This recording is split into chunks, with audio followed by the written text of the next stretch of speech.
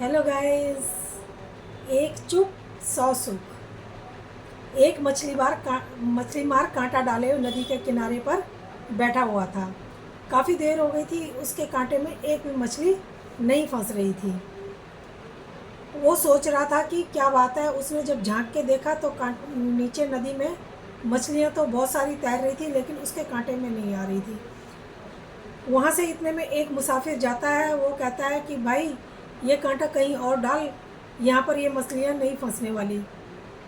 वो कारण जानना चाहता है तो वो बताता है कि यहाँ पर कुछ समय पहले एक साधु आए थे जो यहाँ पर प्रवचन सुना रहे थे। वो मौन के ऊपर प्रवचन सुना रहे थे। जब वो प्रवचन सुना रहे थे तो यहाँ पर जो मछलियाँ हैं वो भी ऊपर आ गई सारी। साधु की बातों में इतना दम था कि वो भी सुनने लग गई। जब साधु मौन के बारे में सुना रहा था तो मछलियाँ सब सुन रही थी।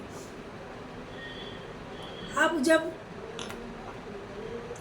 मछलियों ने अब सलाह बनाई कि जब भी कोई कांटा डालेगा तो हम मुंह ही नहीं खोलेंगे, तो हम फंसेंगे कैसे।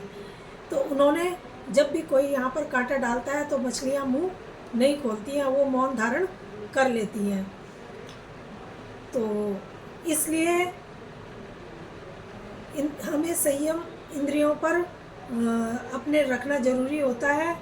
जो इस जीव पर नियंत्रण कर लेता है वही सुखी रहता है। अगर हम अपनी जीभ पर नियंत्रण कर लें तो बाकी इंद्रियां अपने आप ही नियंत्रित हो जाएंगी। और जब इंद्रियां नियंत्रित हो जाएंगी तो हमें किसी से जीवन में कड़वाहट भी देखने को नहीं मिलेगी। तो दोस्तों, आपको ये कहानी कैसी लगी? अगर अच्छी लगी है तो प्लीज़ लाइक और सब्सक्राइब जरूर करें। धन्यवाद।